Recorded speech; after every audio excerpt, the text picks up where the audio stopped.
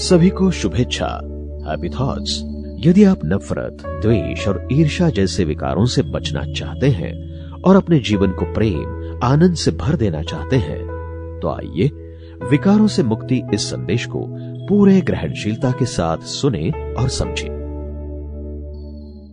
इस संदेश में नफरत, ईर्ष्या, द्वेष, इसकी परिभाषा क्या है, इसका असर हमारे जीवन पर क्या होता है, ऐसे कई सारे जवाब सरश्री द्वारा दिए गए हैं। तो आइए हम सुने सवाल जवाब, नफरत से मुक्ति, नफरत, ईर्ष्या और द्वेष पर सवाल। सवाल, नफरत, ईर्ष्या, द्वेष की परिभाषा क्या है और इनका आपस में क्या संबंध है? नफरत, ईर्ष्या, द्वेष परिभाषा में लाएं तो प्रेम की भावना पसंद आती है, नफरत की भावना पसंद नहीं आती। नफरत भी है एक शब्द, इलविल, द्वेष या ईर्ष्या।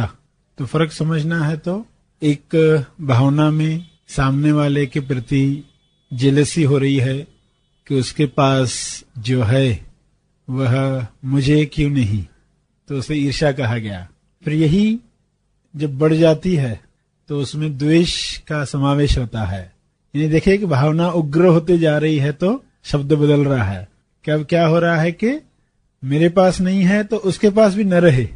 पहली स्टेज पर तो वो फायदा कर सकती थी कुछ, अगली स्टेप में वो कहेगा भले मेरे पास भी न हो मगर उसके पास भी नहीं रहना चाहिए, तो वो द्वेष हो गया जिसमें एक्शन आने लग गई। तो ईर्ष्या और द्वेष के बीच में नफरत ने अपना रोल प्ले किया। नफरत में इंसान ने उस इंसान के सामने जाना बंद कर दिया। उसका नुकसान तो नहीं किया मगर अब इस इंसान को मैं देख नहीं सकता, उसका विचार भी परेशान करता है। और बढ़ गया तो फिर वो एक्शन में उतारता है, यानी ऐसा कोई कार्य करता है, बदला लेने की भावना बढ़ जाती है तो उसे द्वेष कहा गया। जैसे इल विल शब्द आता है, इल का अर्थ है जो गलत है, जो बीमारी है। यानी एक भावना जहां से स्टार्ट हुई ईर्ष्या से, वही बढ़कर बीमारी बन गई।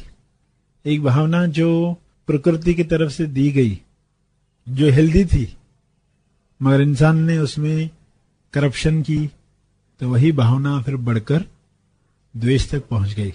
तो परिभाषा में आपने देखा कि दो में ही विभाजन है, मगर वही चीज बढ़ बढ़कर एक उग्र रूप लेती है जब, तो समझाने के लिए एक नया शब्द देना पड़ेगा।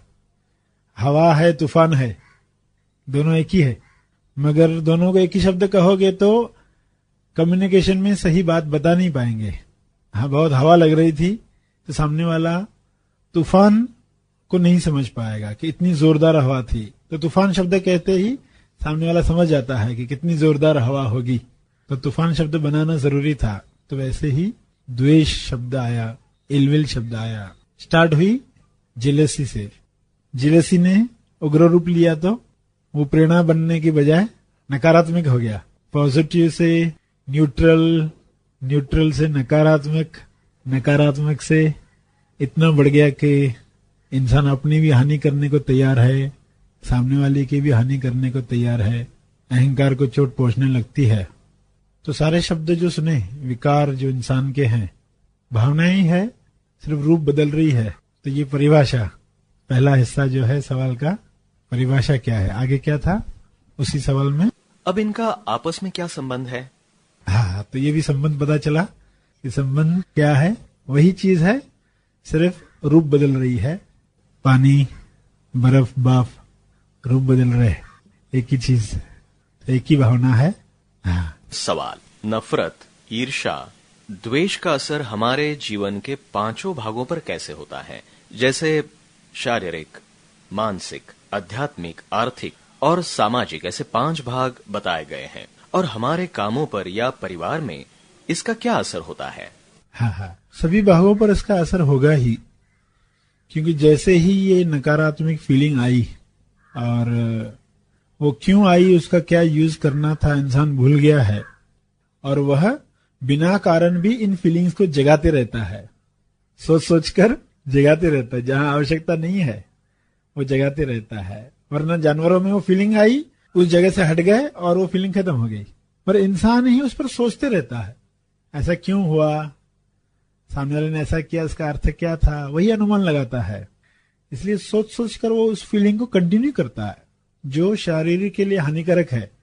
शरीर को एनर्जी चाहिए थी एक डर की घटना में, ताकि वो जोरदार दौड़ पाए। तो उस फीलिंग ने उस जानवर के केस में तो फायदा दिया, उसने अपने आप को बचा लिया। मगर इंसान आराम चेयर पर बैठ बैठ कर ही सोचते रहता है, तो वो जो भी केमिकल चेंजेस हुई बॉडी में, उसका यूज तो नहीं हो रहा है। उसका यूज होना चाहिए था भागने में, कुछ करने में, और वो यूज तो नहीं हो रहा है। वो कुर्सी पर बैठे बैठे चिंता कर रहा है, द्वेष कर रहा है, नफरत कर रहा है, ईर्ष्या कर रहा है। तो जो चेंजेस हुई है केमिकल, उससे कुछ कार्य होना चाहिए, मगर वो कार्य भी नहीं हो रहा। तो फिर वही केमिकल्स उसका नुकसान करने लगते, यानी उसके शरीर में बीमारियां तैयार करने लगते हैं। हेट्रेट से हेट अटैक भी होते हुए देखे गए हैं। हार्ट अटैक, कई केसेस में हेट अटैक होता है यानी हार्ट अटैक तक हो सकता है, तो बाकी बीमारियां तो होगी होगी। फिर ऐसी कौन सी बीमारी बची जो नहीं हो सकती इनसे? तो ये फिर ऐसी भावनाएं हैं जिनको अगर चैनलाइज नहीं किया गया, दिशा नहीं दी गई, तो ये सब बीमारियां, यानी शारीरिक पहला पहलू पकड़े तो सब बीमारियां इससे हो सकती है। मानसिक पकड़ा तो इंसान इन फीलिंग्स के साथ सही निर्णय नहीं ले पाता, इसलिए जो भी कार्य होते हैं उनका अंत गलत ही निकलता है, भयानक ही निकलता है।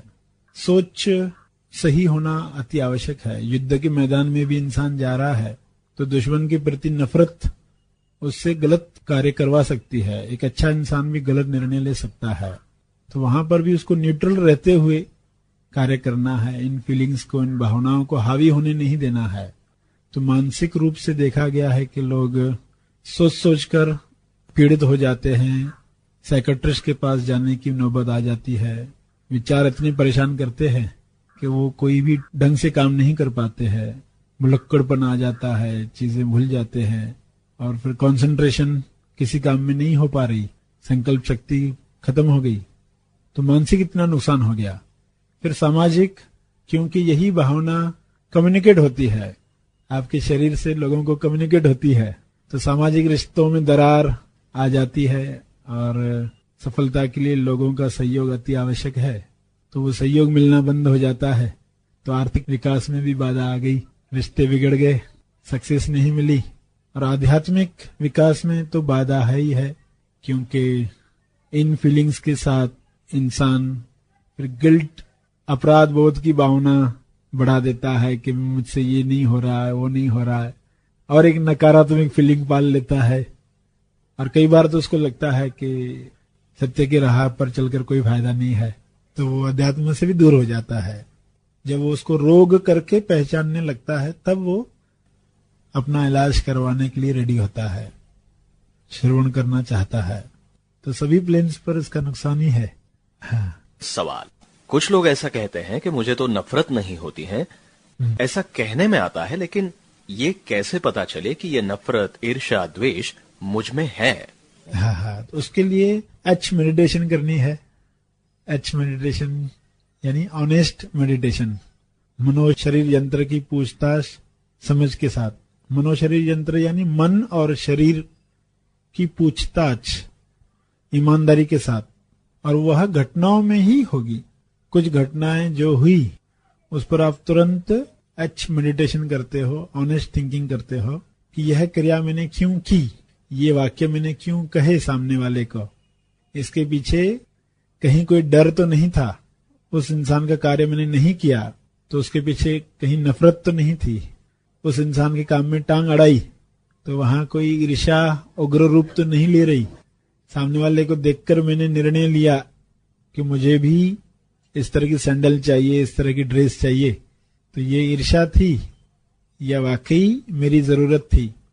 तो अगर अपने आप पर काम करना है, जानना है कि मेरे अंदर क्या ये चीजें है, तो हर दिन आईना है, हर दिन इतनी घटनाएं होती है, लोगों के संपर्क में आना ही पड़ता है, तो हर इंसान आईना बन सकता है। तो लोगों में ही देखें, अपनी नफरत लोगों के चेहरे में देखें, उनको आईना समझोगे तो सब दिखाई देगा। तो ऑनेस्ट थिंकिंग करनी है। रात को सोते वक्त भी कोई इंसान सुबह से लेकर रात तक हुई घटनाओं के बारे में सोचे कि कुछ मैंने अच्छा किया तो वो भी क्यों किया अच्छा, कुछ बुरा किया तो वो भी क्यों किया, कहाँ लालच थी, कहाँ डर था, लगा कि मैंने नम्रता से व्यवहार किया तो उस नम्रता के पीछे डर था या समझ थी, तो सिर्फ जानना ही है मेरे अंदर है कि नहीं। तो रिश्तों में ये सब आसानी से पता चल जाता है। हर इंसान के साथ बात करते वक्त, फिर वो सब्जी वाला भी क्यों न हो, भाव तोल करते हुए भी देखो कि वहां किस चीज को प्रायोरिटी दी जा रही है, वहां क्या इंसान चाहता है, अंदर से वो अपने आप को ईमानदारी से बताए, अपने आप से नहीं छुपाए। अपने आप से छुपाना चाहता है तो फिर वो कभी सीख नहीं पाएगा कि उसके अंदर ये है कि नहीं। और कई बार बड़ी घटनाएं तो होती है इंसान के अंदर, उससे पता चलता ही है कितनी नफरत है। सवाल, नफरत, ईर्ष्या, द्वेष की भावनाओं में हम क्या समझ रखें और उस वक्त कौन सी प्रार्थना करें? समझ यही रखें कि ये भावनाएं इंसान को दी गई हैं सुरक्षा के लिए, ताकि इंसान खबरदारी रखकर अपने मनोशरीर यंत्र की, अपने परिवार की, अपने लक्ष्य की, उस सिचुएशन से अपने आप को बचा ले। और ये भावनाएं उग्र रूप लें उसके पहले ही सजग हो जाना है। जब तक वे प्रेरणा बन रही है कि सामने वाले के पास ऐसी कोई चीज है तो मुझे भी मिल सकती है, यानी ये संभावना है। विश्व के एक इंसान के पास कुछ है, कोई वस्तु, कोई गुण, तो आपके पास भी आ सकता है। तो उस इंसान ने तो आपके सामने एक उदाहरण रखा, एक डेमोन्स्ट्रेशन दी, तो उसके प्रति धन्यवाद निकलने चाहिए, वरना तो ये संभावना हमें पता भी नहीं था। तो इस समझ के साथ हम प्रेरणा जरूर लें कि ये चीज मेरे पास भी आए, ये गुण मेरे पास भी आए। इस समझ के साथ इन भावनाओं को लें। जैसे ही उग्र रूप लेने लग जाए तो उनको तुरंत रोक लेना है, समझ के साथ। अपनी हानि होने नहीं देनी है, तेज स्वार्थी बनना है, तो ये समझ रखें।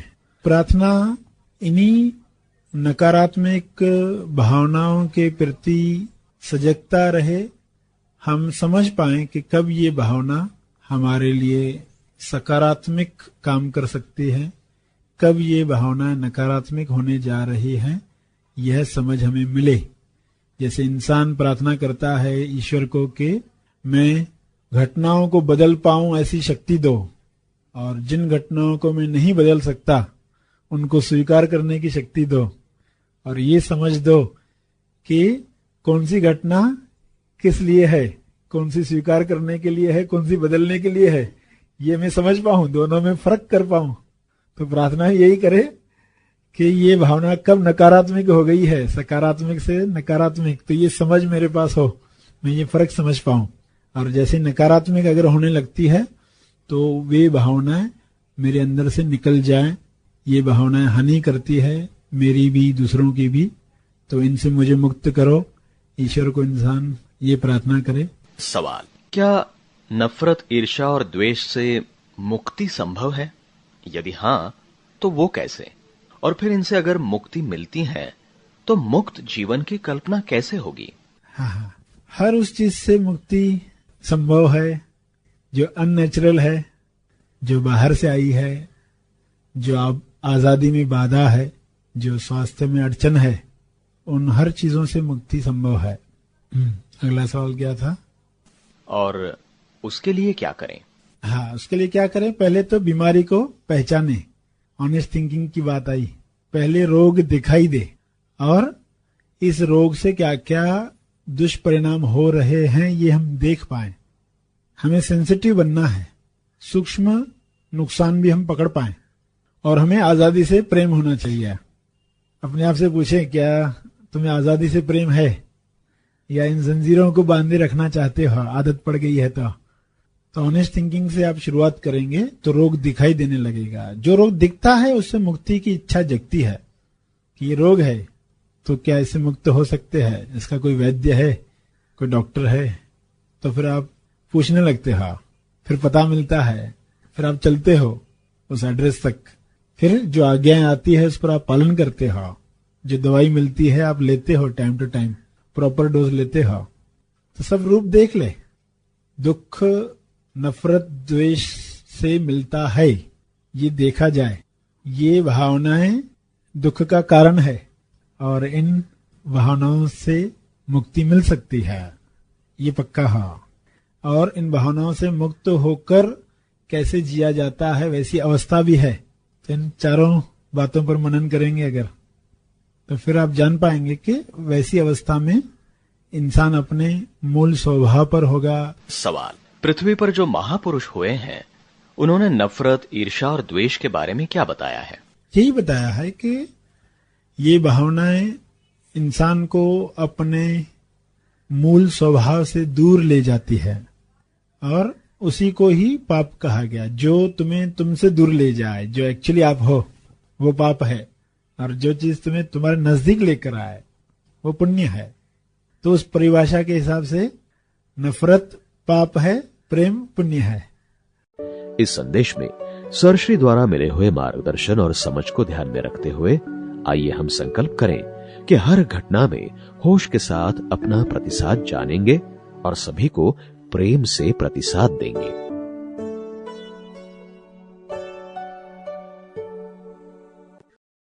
सरश्री द्वारा दिया गया यह संदेश तेज ज्ञान का केवल परिचय मात्र है, तेज ज्ञान नहीं।